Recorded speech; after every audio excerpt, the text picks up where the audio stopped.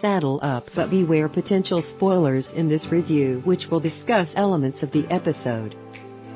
Westworld has often seemed to be of a similar stripe to Black Mirror, and rarely more so with this episode.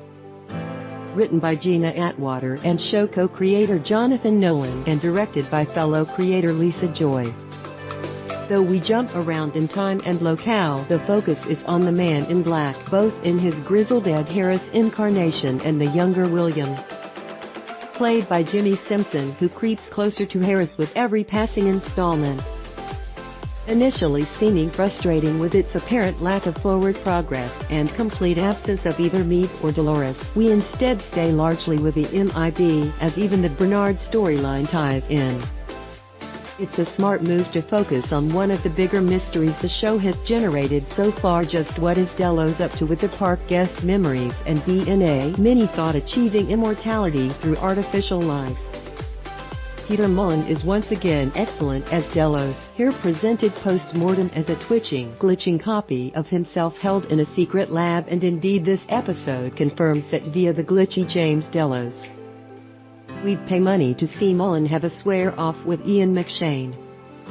The central core is William paying to help Delos live on after he dies, but instead of the promised blissful, hearty afterlife, the lab he's unknowingly trapped in is more reminiscent of a hell, especially when each build of Delos is terminated when it's shown to be unstable. The repetition works wonders for building both suspense and laying in little details that offer clues to what's really going on. Out in the park, the MIB is still playing Ford's game, and he rocks up at Las Mudas, which you might recall from Season 1 is Lawrence's home. It's been taken over by Major Craddock and his surviving Confederados, with a major angry at Dolores, or Wyatt's, betrayal and still on the hunt for glory.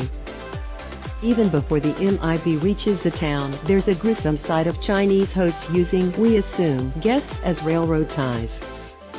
In Las Mudas, there's a chance to see the MIB outwit yet another enemy and finish Major Craddock off in explosive style for now. At least, he is a host, so he could somehow return if his mind is in the system. It's what he deserved after his behavior in this episode. It's a fantastic sequence, shot beautifully, and allows Harris to show even more layers of his character. Bernard, meanwhile, is still drifting between memories, unable to recognize where in the timeline he is. At least, that's Elfie's idea. Yay, Elfie's back. Stubbs is also seen again here, but we don't really care about him all that much. Shannon Woodward once again injects just the right amount of sarcasm and wide-eyed horror in Elsie Hughes. Sorry, Stubbs. She's still annoyed at Bernard, but logically figures he might be able to help her survive the madness that has ensued. Admittedly, the show needed Bernard to info-dump a lot of catch-up about the story, which was a little awkward, but it was just good to have her back. And they discovered the lab where Delos' host bodies were being tested for stability. It all tied together so neatly. There was also the chance to see Bernard's true motives as he created another human host-compatible control unit, then ordered the facility's drone hosts to murder the human techs, finishing one off himself. Bad, Bernard. Bad. Jeffrey Wright's slightly demonic countenance as he assured Elsie she'd be safe with him was perfect. Finally, there was the revelation that the woman we met last week, named Grace in official show documents, is in fact Emily, William's daughter. We're fascinated to see where their story goes from here. No wonder she was so adept at surviving in the various parks. Initially feeling like it might be a wheel-spinning disappointment when compared to some of Westworld's best episodes, Riddle of the Sphinx instead slowly and surely reveals itself to be one of the series' best so far. While we have been enjoying both Neve and Dolores storylines, we didn't miss them this week, as concentrating on the MIB filled in more narrative gaps and proved to be utterly compelling as a story. So Grace is Emily, William's daughter. Big questions. 1. Kudos all round.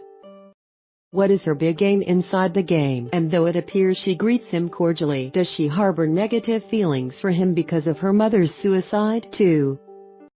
Is this lab that mistake? It's a definite possibility. The MIB has said he wants to destroy his biggest mistake. 3.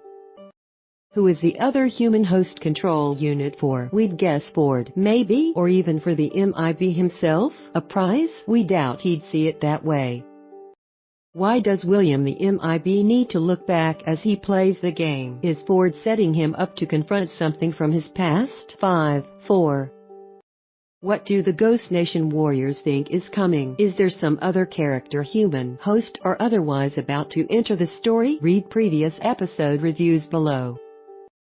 Season 1 Westworld Season 1 Episode 1 The Original Westworld Season 1 Episode 2 Chestnut Westworld Season 1 Episode 3 The Stray Westworld Season 1 Episode 4 Dissonance Theory Westworld Season 1 Episode 5 Contrapasso Westworld Season 1 Episode 6 The Adversary Westworld Season 1 Episode 7 Trompe-l'œil Westworld Season 1 Episode 8 Trace Decay Westworld Season 1 Episode 9 The Well-Tempered Clavier Westworld Season 1 Episode 10 The Bicameral Mind Season 2 Westworld Season 2 Episode 1 Journey into Night Westworld Season 2 Episode 2 Reunion Westworld Season 2 Episode 3 For2e Fortuna Westworld airs on HBO in the US on Sunday nights and Mondays on Sky Atlantic in the UK.